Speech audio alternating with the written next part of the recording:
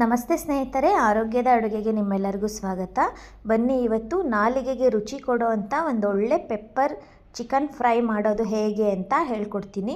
ತುಂಬ ರುಚಿಯಾಗಿರುತ್ತೆ. ಇದು ಮಾತ್ರ ರೆಸ್ಟೋರೆಂಟ್ ಶೈಲಿಯಲ್ಲಿ ಈಸಿಯಾಗಿ ನಾವು ಮನೆಯಲ್ಲೇ ಮಾಡ್ಕೋಬೋದು. ಬನ್ನಿ ಅದನ್ನು ಹೇಗೆ ಮಾಡೋದು ಅಂತ ನೋಡೋಣ.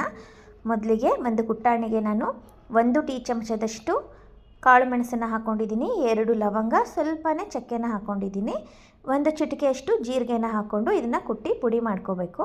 ನಾನಿಲ್ಲಿ 1/4 kg ಚಿಕನ್ ತೊಗೊಂಡು ಮಾಡ್ತಾಯಿದ್ದೀನಿ, ಅಷ್ಟಕ್ಕೆ ಇಷ್ಟು ಪುಡಿ ಬೇಕಾಗುತ್ತೆ. ನೀವು ಜಾಸ್ತಿ ಮಾಡೋದಾದರೆ ಇದೇ ಕ್ವಾಂಟಿಟಿನ ಡಬಲ್ಲು ತ್ರಿಬಲ್ಲು ಮಾಡ್ಕೊಂಡೋಗಿ ಇದನ್ನು ಕುಟ್ಟಿ ಪುಡಿ ಮಾಡ್ಕೊಳ್ಳೋಣ. ಆನಂತರ ನಾನು ಒಂದು ತವಾನ ಇಟ್ಕೊಂಡು ಒಂದು 4 ರಿಂದ 5 ಟೀ ಚಮಚದಷ್ಟು ಎಣ್ಣೆನ ಹಾಕೋತಾ ಇದ್ದೀನಿ.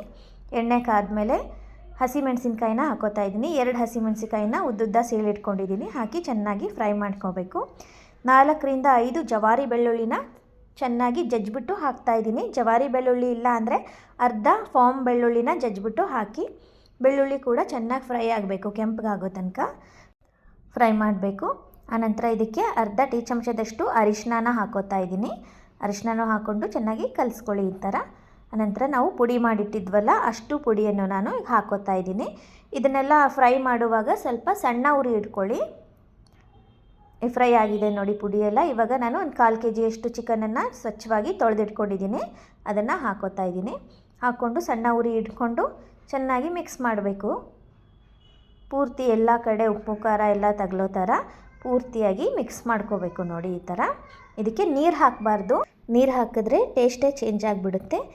ಚಿಕನ್ ಕೂಡ ಸ್ವಲ್ಪ ನೀರನ್ನು ಬಿಡ್ಕೊಳ್ಳುತ್ತೆ, ನೀರು ಹಾಕೊಳ್ಳೋ ಅವಶ್ಯಕತೆಯೇ ಇಲ್ಲ.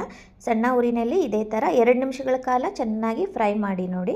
ಆವಾಗ ಉಪ್ಪು ಖಾರ ಎಲ್ಲ ಪೀಸ್ಗಳಿಗೆ ಚೆನ್ನಾಗಿ ಹತ್ಕೊಳ್ಳುತ್ತೆ ನೋಡಿ. 2 ನಿಮಿಷ ತನಕನೂ ಮಾಡಿದ್ದೀನಿ ನಾನಿವಾಗ. 2 ನಿಮಿಷ ಆಗಿದೆ. ಇವಾಗ 6 ರಿಂದ 7 ನಿಮಿಷಗಳ ಕಾಲ ಇದನ್ನು ಸ್ವಲ್ಪ ಮುಚ್ಚಿ ಸಣ್ಣ ಉರಿನಲ್ಲಿ ಬೇಯಿಸೋಣ ನೋಡಿ. ಈ ಥರ ಪೂರ್ತಿ ಪ್ಲೇಟ್ ಕವರ್ ಆಗೋ ಥರ ಮುಚ್ಚಿಡಿ.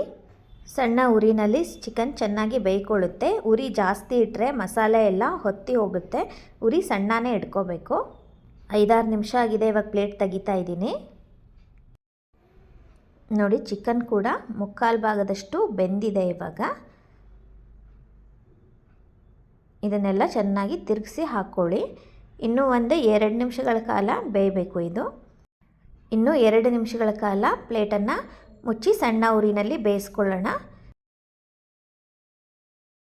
ನೋಡಿ. 2 ನಿಮಿಷ ಆಗಿದೆ, ತೆಗೆದಿದ್ದೀನಿ. ಇವಾಗ ಪೂರ್ತಿಯಾಗಿ ಚಿಕನ್ ಬೆಂದಿದೆ. ಪೆಪ್ಪರ್ ಫ್ರೈ ರೆಡಿಯಾಗಿದೆ. ತುಂಬ ಟೇಸ್ಟಿಯಾಗಿರುತ್ತೆ. ನೀವು ಈ ವಿಧಾನದಲ್ಲಿ ಒಂದ್ಸರಿ ಪ್ರಯತ್ನ ಮಾಡಿ ರುಚಿ ಹೇಗೆ ಬಂತು ಅಂತ ಕಮೆಂಟ್ಸ್ ಮಾಡಿ ಹೇಳೋದನ್ನು ಮಾತ್ರ ಮರಿಬೇಡಿ.